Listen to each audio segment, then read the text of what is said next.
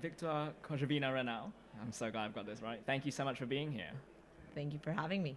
As someone who has led a startup, has also played. I mean, you led the play agency that you co-founded with your mother. When it comes to great leaders and great leadership, what kind of qualities do you look at? It's two things. For me, it's the vision and trying to understand what an ideal world look like to them, Mm-hmm. and their ability to articulate that vision Yeah. and get others excited. I think that's a very big part of being an incredible leader. And then the second thing is around risk taking. I honestly believe that good leaders need to be very comfortable with taking risks, and being able to also deal with the consequences of a bad decision as part of that. I wonder, the two things you mentioned there, risk taking and having a great vision. I wanted to ask about your mother and what you learned from her growing up, because for those who may not know, she was one of the first female play agents accredited by FIFA, and I imagine it helped shape your interest in football growing up as a child. What have you learned from her experience when it comes to leadership and when it comes to attributes like what you've just mentioned that you've taken for your own career? Absolutely. She's been a major part of my life and its trajectory. Mm-hmm. I actually didn't get into football because of her. I, like most women in my generation, got into football through a man. So it was my Right. brother in this case. She was a fan, but not necessarily the one that was pushing me to go to a stadium and really become a fan of a club. However, in her professional career, she had this fearlessness of going into any space and owning it. Even, and most of the time that was the case, it wasn't a space for a woman. And she taught me really early on to never use my gender as an excuse to not do something or to do something, right? It's like being a woman shouldn't be a deciding factor. And I've taken that with me as I continue to build my own career. I'm often the only woman in a boardroom. I'm often the only woman in investor calls. And her fearlessness and her security around just showing up and being the best version of yourself that you can be, and that has nothing to do with your gender. Absolutely. And you mentioned that is it Racing? I've read is your team in Argentina. Even when you were going to games in Argentina, because I know now that you're very passionate about sort of making the fan experience sort of very inclusive to not just male football fans but women football fans. Were there things from being a football fan yourself that you noticed early on that sort of has, I would say, maybe shaped sort of what you've looked at in terms of improving the fan experience? When I started understanding how I liked football, and I was often very judged for the way that I consumed it, Mm-hmm. because it didn't look like what people wanted it to look like, I understood that other things mattered to me. And so feeling safe obviously is really important, but feeling comfortable as well, and having, facilities and having seat and hospitality, those were things that to me made my experience a lot better. I then became a mother, and so taking my child to the stadium and how easy that experience is, from everything from bringing a pram in to being able to change my daughter's diapers, all things that kind of really stood out to me. And most stadiums don't have those installations and facilities. And then the last bit, which is a lot more theoretical, but I believe other sports have done this really well, which is how to transform football matches into social experiences for Mm-hmm. women, where they can go there to see and be seen, to dress up, to show their outfits, versus what it is now, which is like, don't wear anything too flashy, definitely don't wear heels, don't do all those things, but it's just like you won't fit into the rest of the fan base. So to me, it's really taking that Wimbledon path where it's like has become so inclusive to women. Yeah. The Americans have done it really well with the NFL, Super Bowl, the courtside tickets at the NBA. These are all essentially ways of involving women into sports that are really valuable and that inherently think about their experience as a female fan. Do you feel that women's football, or do you feel football, I guess, in general, has been slow to adopt to these changes? Is it a case? I mean, obviously, it's hard to compare the sport to sport, but are there aspects in which football has not quite serviced the female fan, in which you mentioned as other examples, in which they've done a better job in doing so? Absolutely, especially here in Europe. I think that football as an industry, as an experience, has existed for over a century and it has looked a very specific way. And so now, in the last few years, we see this surge, this interest, this movement, this moment that women's sports is having.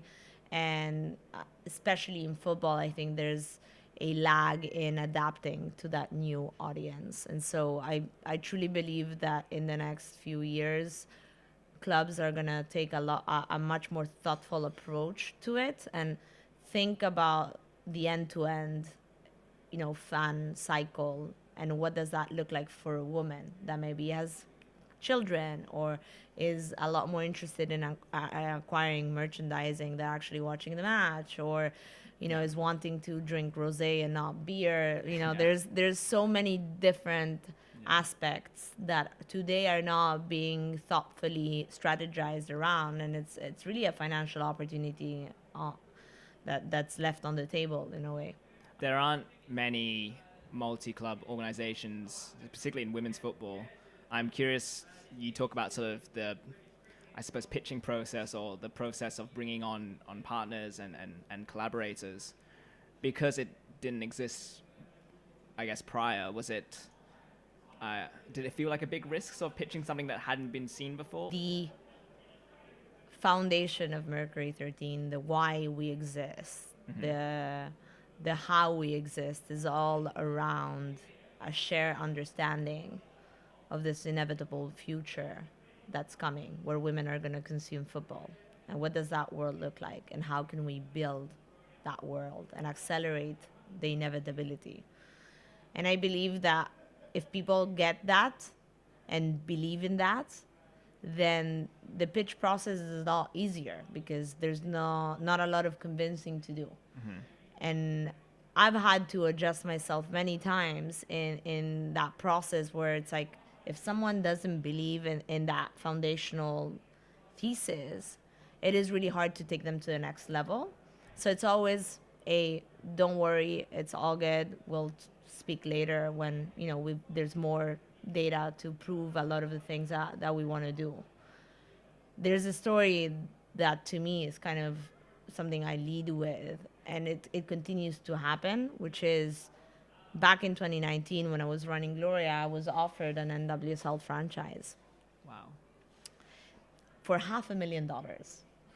And I remember sharing this with a few of my investors and a few of the people that were in my network back then. And everyone, with no exception, was like, that is insane. Like, who's going to pay $500,000 for a women's team in a league nobody's watching? Fast forward 5 years later, there's teams selling for $120 million. Absolutely. I wanted to just pivot slightly away from football and talk about, you are on the board of directors of the Women in Sports Tech organization, and it's frankly there's not a lot of leading women in the sports technology sort of space. What do women, what in your experience, what have you found women bring to that sort of that space, that area? On the one hand, it's the way that women function in work environments is fairly different from men's. Women are a lot more web thinkers, while men are very linear thinkers. And the combination is very much needed in terms of generating balance in any type of organization, let alone sports tech. And I believe that today it's better than when I started. I remember I was the only person speaking about football tech. It wasn't even like a female. I was just the only person, and I was so different from any of my colleagues in the tech world. I hadn't, had an MBA from Stanford or from Harvard, and I had an accent. I had tattoos. I was wearing heels. There's so many like differences that I kind of like stand out like a sore thumb in that space. And ultimately, what made me valuable and what made people want to listen to what I had to say was that as a woman myself, with the experience that I've had, I was the only and perfect person to be able to build products that was going to cater someone like me in the future. And so that's kind of like the second piece where, a lot of the issues that come from clubs today that are not able to find a way to cater to their female audience, even in men's football, because by the way, a lot of women consume men's football, is because there's a lack of female leadership, and it's just not part of a male's experience to be a woman, and that is just a diversity or a lack of diversity problem that I believe needs to be fixed sooner rather than later. And it's a lot of what I share with the younger versions of myself that will come up to me and tell me, like, how do I get into the space? Like, why would they want to hire me versus, another guy? And I'll always answer them with this. Like, women are going to start consuming football. We're going to quickly become a very powerful consumer segment for football clubs. And it's women within those organizations that's going to lead that change and generate this new revenue streams that are just dormant at the moment. And you being a woman makes you the only person to hire in that sense, because it's just an experiential thing. So yeah, it's at the beginning. It's happening in a lot of other industries. We're not that special, but it is changing very rapidly. And I believe the biggest businesses in this world, the ones that are generating billions, trillions, understand how important female consumers are. They see how much they control from a spending perspective, and they're all slowly, and in some cases very rapidly, shifting into, okay, how do we speak to women? What do they care about? What are the things that we need to do to be able to really capture them? And that's just inevitably going to bring a lot of women into the workforce as well. When I'm sure you get asked by young women who are venturing out into that space for advice or on their career, what kind of, I don't know, decisions they should wrestle with. What do people sort of what is the first things that come to mind when asked for advice from young women in this space? I say what my mother used to say to me. Just don't use your gender as a protective shield of sorts. If anything, being underestimated is a superpower. And it was something that at the beginning of my career felt very unfair.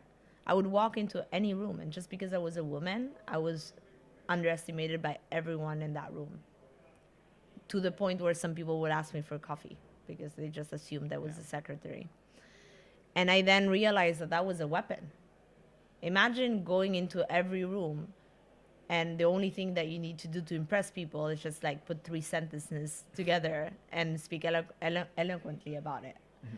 Or, just know about the space that you're in and have stats to back, any information you're sharing. And that's truly an advantage. It's not one that's going to last for a long time, because at some point, men and even other women will stop assuming that the woman in the room knows less than the man. But in this next few years, it is still very much an advantage that I believe needs to be weaponized. And it's something that comes very much from the approach my mother has had. And I was very lucky to be her daughter and to be brought up and educated in that way, because I don't have that chip on my shoulder at all. Even though I'm a very loud activist and I work very much for gender equality in football and outside of football, and it's something that I very proudly do on my day-to-day, I don't have a chip on my shoulder. I sit down with whoever I sit down, and I'm myself, and I don't change. Yeah. And it is something that came from having a woman that role, like, she modeled that for me. She would walk in, she would wear heels, she would wear makeup, she would be a good looking woman, she would be, she'd be a very feminine woman, and nobody would make her move out of that. And it's just something that I not only admire in her, but I hope to continue modeling as well. I think that's a great way to leave it. Victoire, thank you so much for joining me.